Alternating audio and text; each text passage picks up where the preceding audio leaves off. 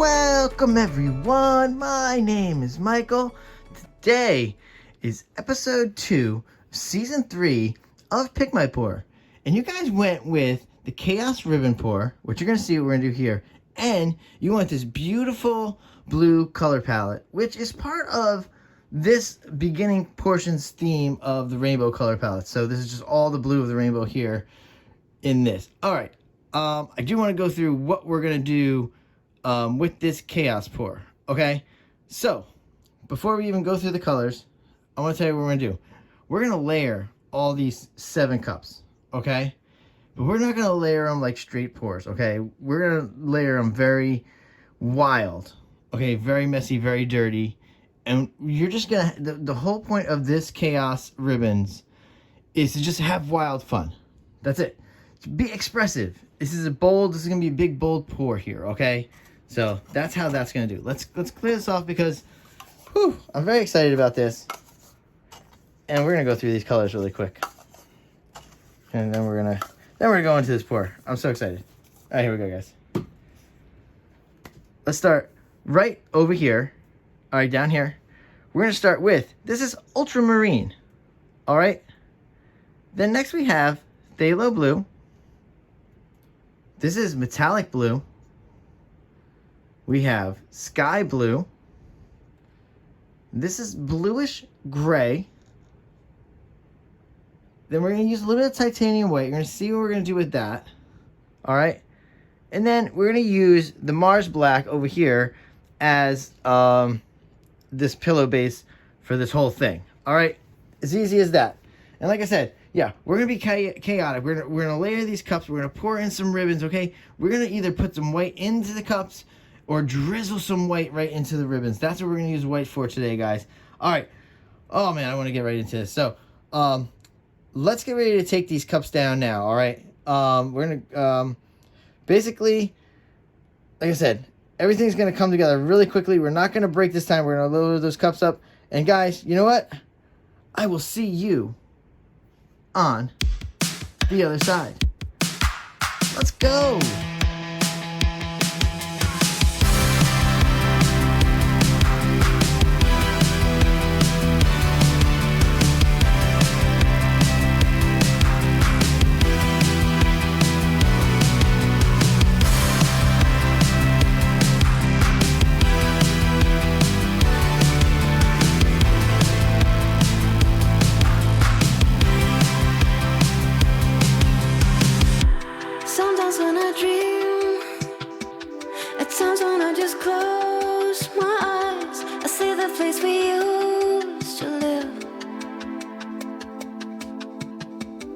Gaze up at the sky and I look for a familiar face. I try to find my way back home.